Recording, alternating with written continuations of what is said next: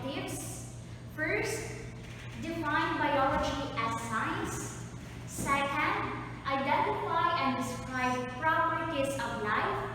Third, infer and justify if something is living or non-living. Fourth, describes the level of organization. Fifth, tabulate examples of different subdisciplines in biology with their focus and contribution to society. So these are our objectives for this afternoon. So shall we start? First, we need to define what is biology. So when we talk about biology, from the word itself, bio means life, okay? And logy means study. So biology simply means study of life. So it simply means that when we talk about biology, it talks about life. Example of life or living organisms. Best example of it is you, your mother, your father, your siblings, your dogs. Those things are considered as life. Okay? Now, we have another definition, the study of living organisms and their interactions with one another in and their environment. So still, it focuses on living organisms. So when we talk about biology, it is a subdiscipline of what we call science. So what is natural sciences? So when we talk about natural sciences, it is a field of science related to physical world and its phenomena and processes. So what are those? Natural sciences, it talks about physical world. Example of physical world today, physical. You can touch it or your different kinds of activities every day. Those are physical worlds. When we talk about phenomena, example of it is, for example, earthquake. Those are phenomena. Okay? And the different processes. We have a lot of processes. For example, it talks about the different cycle of water, how it affects life. Okay? Now, the natural sciences are, example, we have astronomy, we have biology, we have chemistry, earth science, and physics. So one of those natural sciences is what's so-called biology, which simply means study of life. Now, we have different types of sciences. So first of it is so-called basic science. So what is basic science? Or also known as pure science. So it seeks to expand knowledge regardless of the short-term application of that knowledge. So when we talk about basic science, or also known as pure science, just remember the word knowledge. Okay? Now, the second one is applied science. When we talk about applied science, the word intended for it is so-called technology. Now, when we talk about applied science, it aims to use science to solve real-world problems, making it possible. Okay? Now, pag sinabing basic science or pure science, it's just purely knowledge. So you have a knowledge of this. For example, you have a knowledge in handling microscope. Okay? Now, when we talk about applied science, it talks about how to use that knowledge or basic science in order to attend or to address a specific problem. Because here in its definition, it seeks or aims to use science to solve real-world problems. So, as for today, say for example, today we are using our knowledge or those experts in science or fields of microbiology, their knowledge about how to find a vaccine for that so-called COVID-19 or the greatest trend of the day, which is the pandemic, coronavirus 19. Okay? So that basic knowledge about what is virus, what is bacteria, how to address those problems are being utilized nowadays by those experts. And ang tawag doon is applied science. Okay? Now, basic understanding of science is necessary before an application is developed. So dapat, for example, we talk about applied science.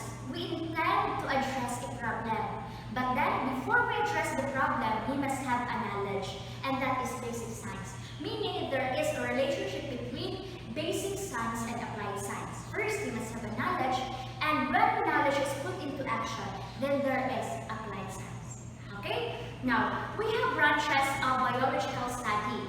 First, molecular biology and biochemistry. Now, when we talk about this field, it is study biological processes at the molecular and chemical level, including interactions among molecules such as DNA, RNA, proteins, as well as the way they regulate them.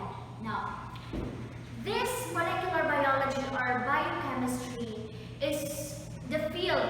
Usually those experts in this field are those people who are now finding a vaccine intended for coronavirus 19, because they are studying about microbiology, and one example of microorganisms are so-called viruses. Okay? Now we have microbiology. The study of microorganisms is the study of the structure and functions of single-celled organisms. Still, this microbiology is still studying about viruses, because they are still studying about the microorganisms.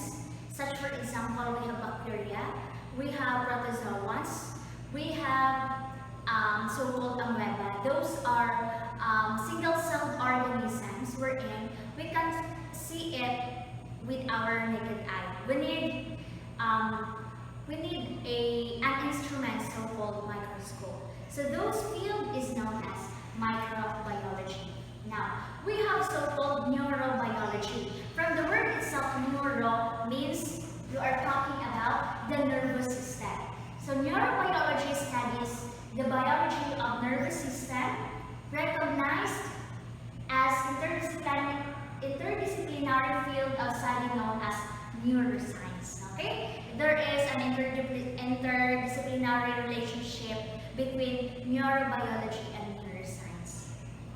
Another, we have paleontology. When we talk about paleontology, from the word itself, paleon, which means it talks about fossils. So it simply means it uses fossils to study life's history. Okay? Now we have zoology. From the word zoo means animal. So it is the study of animals. The last one is the so-called botany. When we talk about botany, it is the study of plants. Now, one of our objectives is we need to identify if an organism is living or not. Now, I will gonna ask you, what are your bases in order for you to understand or to identify if it is living or not? So such, for example, you, a person, your mother or your father, would you say it is living? Yes or no? Of course, yes. But what are your bases? Or, paano ka makainin niya, kani living ni, kani non-living? For example, we have a chair. Okay, alam niyo ba yung chair? Upuan ko. Now, pag sinabing upuan, is it living or not? Of course, it is non-living. But then, by identifying it, we need bases. So, what are the bases? How would you say that it is living or non-living? So, let's identify this one. Identify either living or non-living. So, first we have chair. Is it living or not? Of course, non-living. How about a fish? Of course, it is living organism. But the question is, what is or are your bases? Okay? let's find out what are the bases later. Another question, how about viruses? Since we are in a pandemic, it is the main reason why we don't have face-to-face classes. One of it is coronavirus-19 and it is a virus. Okay, is it living or not? So we have here, it is a type of coronavirus. Its structure is like this. Living or non-living? Okay, we will gonna answer this one. But we have the different themes and concepts in biology, which are our bases in order for us to identify if it is living or not. First is properties of life. Second is levels of organization. When we talk about properties of life or life functions, we have 7. Okay? First is order, followed by nutrition or energy processing. We have growth and development. We have response to stimuli or sensitivity. We have regulation or excretion. We have homeostasis and reproduction. First, let's talk about the order. Now, so when we talk about order, organisms are highly organized. What is organized? Organization. Also, coordinated structures that consist of one or more cells. So we will gonna discuss more about this order in the levels of organization later on. Now, we have nutrition or energy processing. Okay, now, when we talk about nutrition, all organisms use a source of energy for their metabolic activities. Meaning, organisms, we could say that it is living when it utilizes energy. When there is a source of energy, then it is now considered as living. Aside from that, some organisms capture energy from the sun. So for example, we have the plants. Okay? They capture energy from the sun and convert it into chemical energy in the form of food. What are their food? Okay? The plants will gonna make their own food from the sun. They will gonna make a food from, they utilize carbon dioxide plus water with the aid of the sun, and the product will be glucose and oxygen. Now, the food here is the so-called glucose, and that is the food of the plants. Meaning, since they are utilizing food energy, there is nutrition, there is energy processing, they are considered as living organisms. Okay? Next is growth and development. Now, when we talk about growth, what is growth? For example, ikaw, may growth ba sa'yo? How about development? May development ba sa'yo? For example, let's compare ourselves from babies or bata. When we talk about babies, it's in the age of 0 to 1 year old, wherein compared to them, there is growth, right? Compare yourselves to babies, there is growth and there is development. When we talk about growth, it talks about the shape, your height, there is growth. How about development? Of course there is, because your capacity to think is different from those babies. Okay? Now, what is growth and development? Organisms grow and develop following specific instructions coded by their genes. Okay, what is, there is specific instructions. For example, ano ba yung genes, ma'am?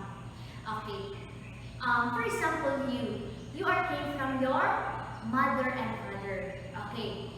Now, your mother and father will gonna contribute 23 chromosomes from your mother and 23 chromosomes from your father. Now, those chromosomes are made up of DNA. Okay? Now, when we talk about DNA, a strand of DNA is known as genes. Now, what what is given by your mother and father will be the instructions kung sa inyong baro. For example, unsa ka tas ng ilong, unsa ka kahamis, unsa ka katwapa. And those things are from your parents. So, dili pwede na ang imo, for example, there is a dog. And while developing, mahimo siyang tao. No, it's a no. Because with what is within the genes must be followed. Okay? These genes provide instructions that will direct cellular growth and development, ensuring that the species young will grow up to exhibit many of the same characteristics as its parents. Now, bakit ganon? Di ba, for example, maingon ka, mas naliwat ka sa imong mother compared to your father. So, yun yung ginamit. Hindi pwede na yung mother and father mo is walang, for example, there are times wherein wala ka talagang kahawig. But then, usually there are some similarities from your mother and from your father. And that is growth and development. Now, what is response to stimuli or sensitivity?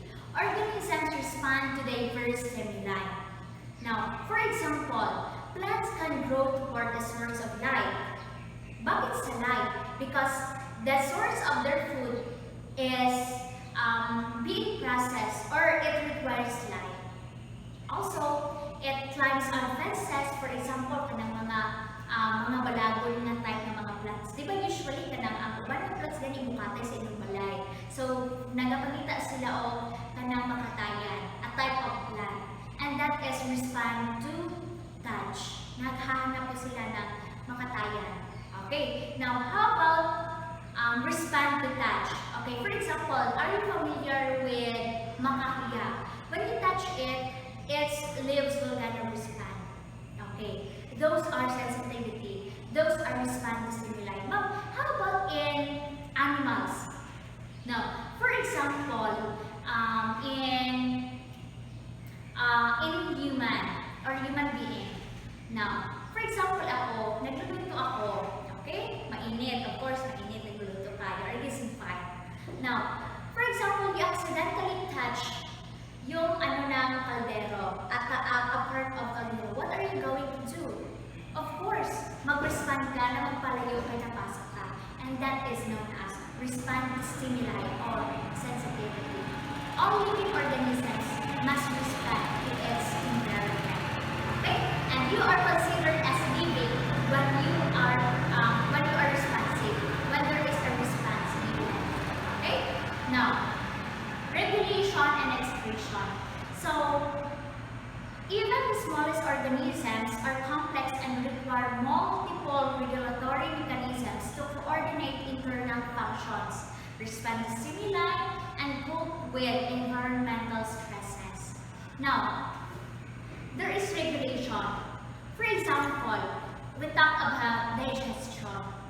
Of course, when we talk about digestion, we intake the food and there must be a waste na i-excrete. And that must be the process. Diba? For example, within a day, hindi ka makakabawas or within a week, diba worried ka? Because there might be a problem. Okay? Now, and that is regulation. Another, for example, in your blood and a circulatory system, one of its main part is the so-called blood. Why is it that your kidney is very important? That is because it filters your blood. Anong pinafilter man niya ang blood, ma'am? What is the function of your blood? Why is it requires to circulate throughout your body? Now, your blood, its main function is to send nutrients, to supply oxygen to all over the body, specifically to the cells. And right after supplying nutrients and oxygen, it will gonna take also the waste. And those waste, and your blood, after taking those waste, will gonna pass through to the kidney in order for it that your kidney will gonna cleanse your blood. So there is still regulation. So, ma'am, paano po pag sira yung kidney ko? Okay, you might question that. Are you familiar with dialysis? So those people that those kidney are already worn down, they are using dialysis.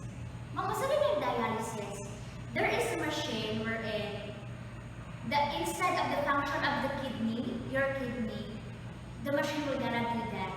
So for example, yung dialysis, yung main blood vessel mo is putulin, and then para yung blood mo is maano siya sa machine, then kapalit na naman doon.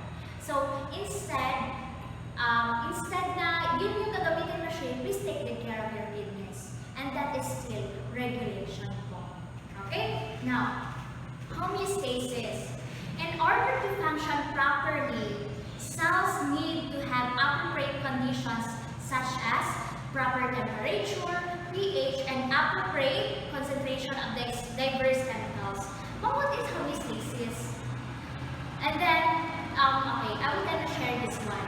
There are some shared posts wherein it talks about homeostasis. Maybe some of us can relate or can understand this one. But this is what is homeostasis is. Okay, now, for example, there are some moments or times wherein masasabi mo na nilalagnat ka. Pag sinabi mo nilalagnat ka, you have a higher temperature than expected, right? And that is imbalance in temperature. Okay, now, ano ba yan siya, ma'am? Dapat, in order for you to have a healthy body, okay, or healthy lifestyle, yung mapipil mo na yung katawan mo is in the right condition, dapat yung temperature mo is in 37 degrees Celsius or lesser, supposed to be. But then, pag nilalagnat ka, it is more. Okay, so homeostasis talks about the stability of your temperature. Hindi pwedeng sobra.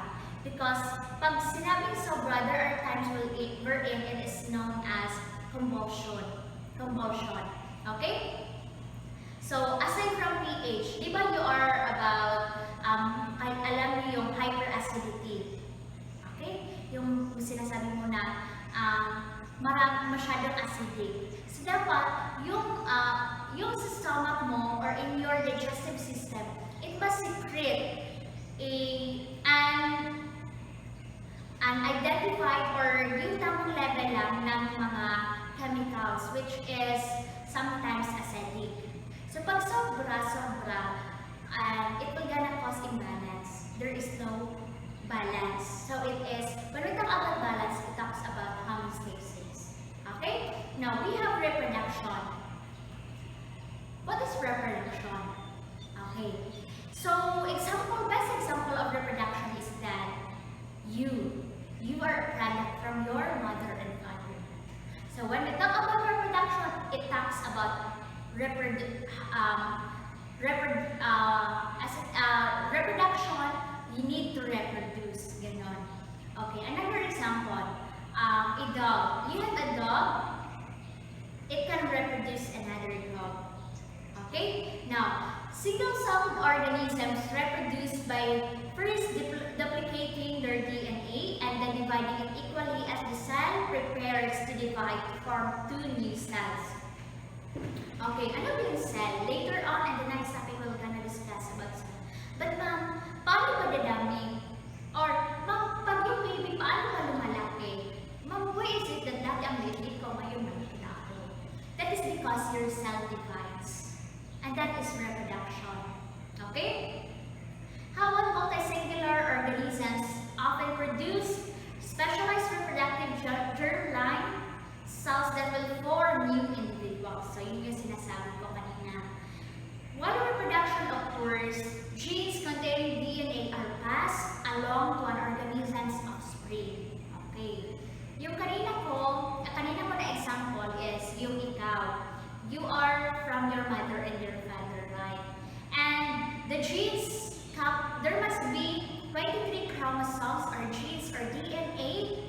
materials coming from your mother and coming from your father. Now, this genes ensures that offspring will belong to the same species and will have similar characteristics such as size and shape. Okay, ano po yan siya, ma'am? This passing of genes will gonna be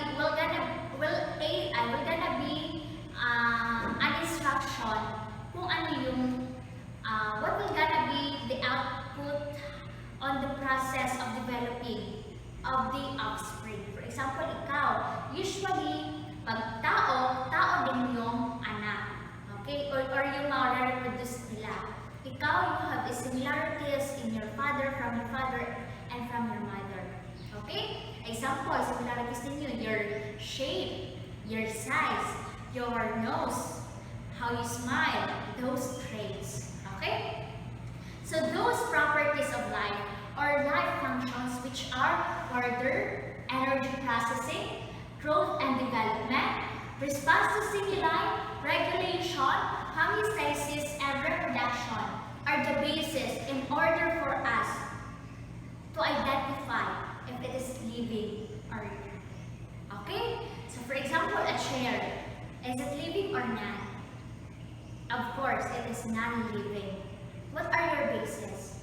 First, it can't reproduce. Ano sa'yo meaning, ana, ma'am? Kita ba ka nga nanganak ang inyong bangko? Di ba wala? So that is non-living. Kita ba ka nga naga-use of energy inyong bangko or naga-wash of source of energy? Di ba wala? Then it is non-living. How about the so-called viruses? Do you think it is living or not? Based on your readings, is it living or not? Of course, it is non-living. Meaning, that so-called coronavirus 19 is non-living. You might question, ma'am, bakit po until now, dumadami po yung cases ng COVID or infected ng COVID? Now, when we talk about virus, it is considered as non-living. The first basis is it can reproduce. Hindi po siya makaka-reproduce o makakagawa ng sarili niya, makaka-reproduce. Okay. Ma'am, bakit po dumadami? Now, paano ba dumadami ang virus? For your information po, those viruses will there is no reproduction. Requires a host. Ano ba yung host? For example po, sa COVID-19 virus, coronavirus, and person, yung receptor niya po, ay yung main target niya is yung tao. So, kailangan niya pang maka-enter sa tao, makapasok sa tao, para dumami. Hindi siya pwedeng dumami nang wala pa siya, hindi siya within the host. That's why the DOH advised us to stay at home. Bakit po? Kasi this kind of virus is transferable or matatransmit po ng tao na meron siya, even if it's symptomatic or not. Okay? Now, for example, that's why we need to maintain social distancing. Kasi, yung, for example, from within, example niyan is pag-ubo, yung mga droplets na labas, for example, mahawakan mo, maano siya sa internal, or makapasok siya within you, then, yun na, ikaw na yung magiging host ulit. At doon, dadami po siya. Now, paano siya dadami sa loob? We will gonna discuss about it later on when we will gonna discuss about cell in order for you to understand it better. Okay? Now, let's proceed. Meaning viruses are considered as non-living. Now, do viruses perform characteristics of life? No. Okay? The answer is no. Now, the second one, concepts of life.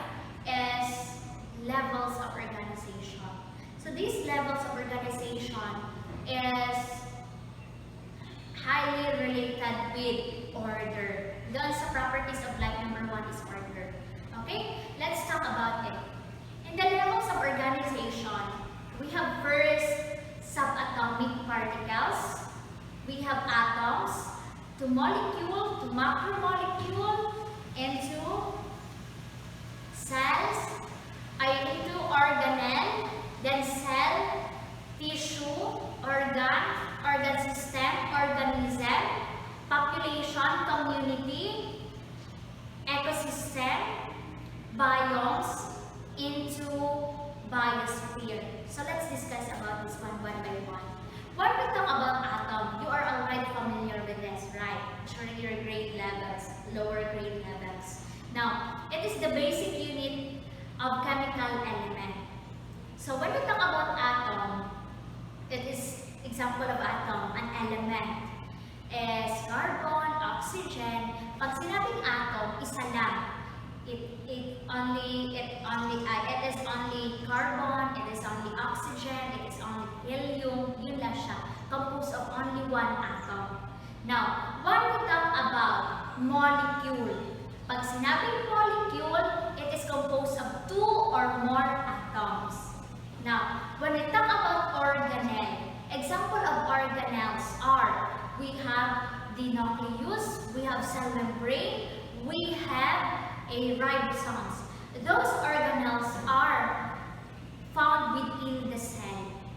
Okay? Sa loob po ng cell, makikita ang organelles. Now, after po ng organelles, we have cell. Yung cell is composed of organelles.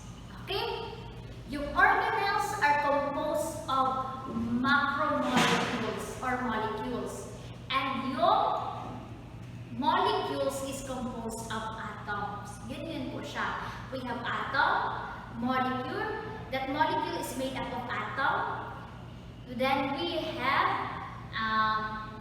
organelle, and organelle is made up of molecule or macromolecules. That we have cell. That cell is made up of organelles. And now we talk about cell. When we talk about cell, it is known for the basic unit of life. Within those order, from atom, molecule, macromolecule, organelle, cell, only the cell is considered as, or the basic unit of life. Paano ano yan siyang basic unit of life, ma'am? Diyan nag-start na it is considered as living, even if it is only composed of one specific or single-celled organisms. Example po niyan is bacteria. A bacteria is a single-celled organism, meaning it is just composed of one cell. Isang cell lang siya, but it is capable of living. That's why when you talk about cell, it is the basic unit of life. Please don't forget this one. Now, right after the cell, there is so-called tissue or tissues. Those tissues are composed of cells. So we have tissue, we have cell. Tissues are composed of cells. Ma'am, paano ba siya masasabi na this is another tissue, this is another tissue, and another tissue? Now, this specific tissue, for example, ano bang example ng tissues?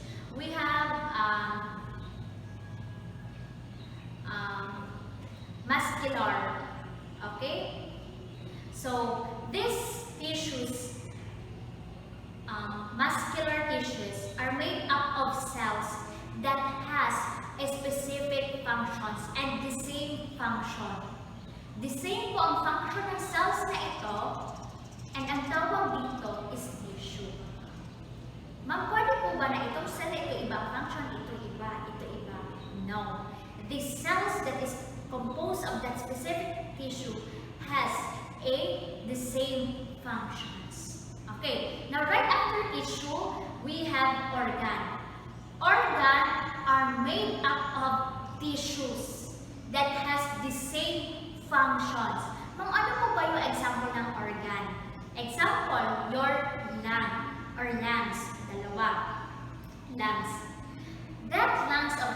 are made up of tissues with the same functions. Okay? Next, we have organ system. Ano po ba ang example ng organ system, ma'am? Kanina lungs. Ano bang system ng lungs? We have respiratory system. This organ system or respiratory system, example natin, is made up of organs that has the same function. Ano ba yung mga organs? Na example, ma'am, within respiratory system. So we have alveoli, we have trachea, we have nose, we have pharynx, larynx.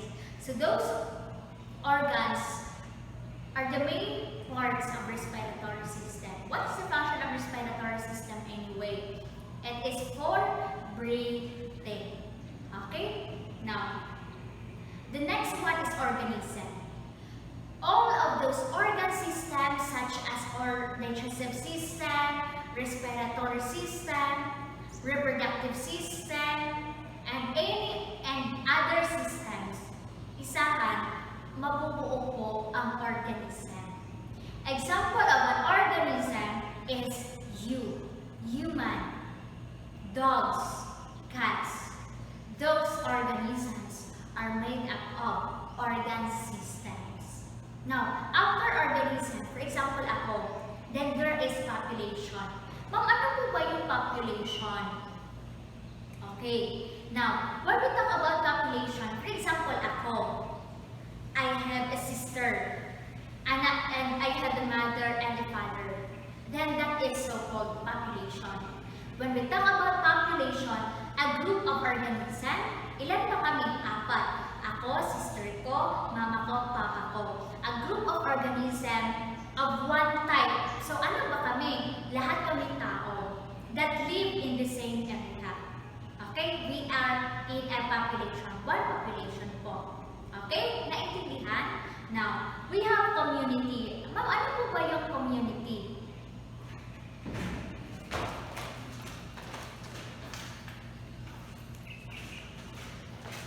So when we talk about community, for example ako, sister ko, kasama po namin yung dog namin or yung aso. Tapos meron pong isang pusa, and that is known as community. It is populations of different organisms live together in defined area. For example, kami sa bahay, merong tao, merong aso, merong pusa.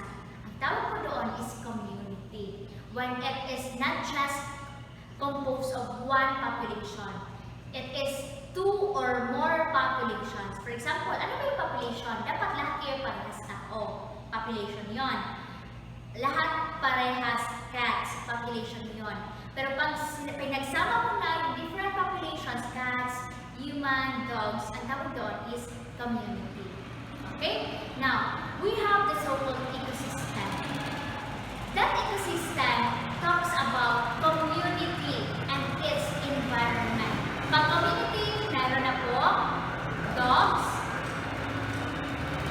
We have dogs, we have cats, we have human, and interaction to the non-living things.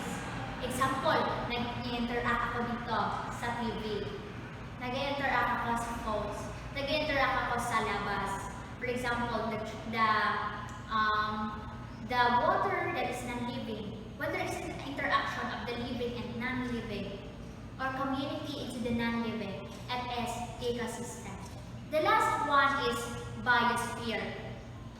All over in the earth that contains all the ecosystems. It includes the living and the non-living, and that is now biosphere. Okay? So that's all, I guess. Our slides are now in the last part.